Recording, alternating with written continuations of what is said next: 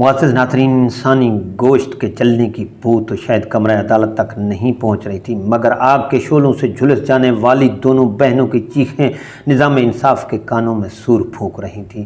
सहाफ़ी नाज सेहतो उसी इलाके से ताल्लुक़ रखते हैं।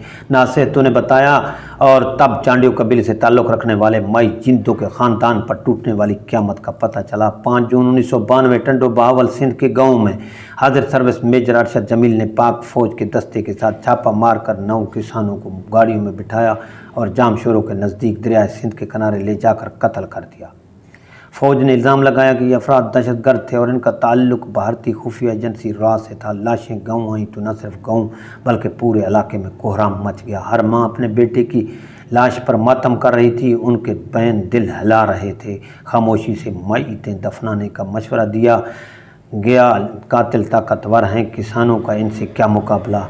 नाजरीन, माई जिंदो को रोने के लिए कहा तो उसने वहशतनाक निगाहों से मैयतों की तरफ देखा और बोली, बस माई जिंदो एक ही बार रोएगी जब बेटों के कातिल को फांसी के फंदे पर लटकता देखेगी।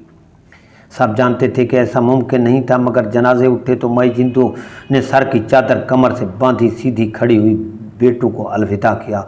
मसला ये था कि टंडो बहावल सिंध दरियाए सिंध के किनारे पर कत्ल होने वालों की वीडियोस बनाने के लिए मोबाइल कैमरा भी नहीं आया था। खबर चली कि दुश्मन के एजेंट मारकर मुल्क को बड़े नुकसान से बचा लिया गया।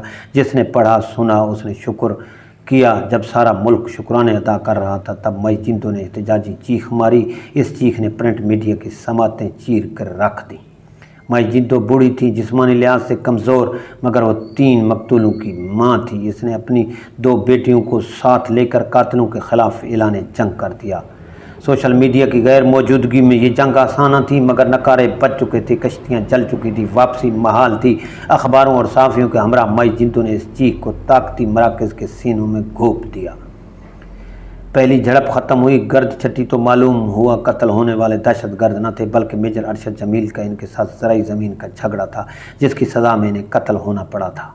24 जुलाई 1992 को जनरल आसिफ नवाज़ ने नवाज़ शरीफ से मुलाकात की, जिसमें ये मामला ज़ेर गौर आया और जनरल आसिफ नवाज़ ने मेजर अरशद जमील का कोर्ट मार्शल करने का हुक्म दिया। 29 अक्टूबर को फील्ड जनरल कोर्ट मार्शल ने मेजर अरशद जमील को सज़ाए मौत और 13 फौजी एहलकारों को उम्र कैद की सज़ा सुना दी। सिपहसालार ने रहम की अपील 14 सितंबर 1993 को मुस्तरद की और इसके बाद रहम की अपील सदर फारूक लिगारी से की गई, जो 31 जुलाई 1995 को मुस्तरद हुई, लेकिन सज़ा पर अमल दरामद रोक दिया गया। मेजर के भाई की अपील पर सुप्रीम कोर्ट के जज सईदुज़्ज़मान सिद्दीकी ने हुक्म इम्तनाई जारी किया और सज़ा रोक दी। सज़ाए मौत पर अमल न होने पर 11 सितंबर 1996 माई जिंदो फिर मैदान में निकली। इसकी 2 बेटियों ने हैदराबाद प्रेस क्लब के सामने तेल छिड़कर खुद को आग लगाकर जान दे दी। मुल्क में एक बार फिर कोहराम मच गया। बिल आखिर 28 अक्टूबर 1996 को ताकत की दीवारें माई जिंदो के मुसलसल धक्कों के सामने ढेर हो गईं। हैदराबाद सेंट्रल जेल में माई जिंदो को लाया गया। सामने तख्ता दार पर उसके गांव के 9 बेटों का कातिल मेजर अरशद खड़ा था। तख्ता दार खींचा गया। कातिल मेजर अरशद जमील का जिस्म झूल गया। सामने खड़ी माई जिंदो बूढ़ी मगर जोरावर आँख से एक अश्क निकला। इसके रुखसार की झुर्रियों में तहलील हो गया।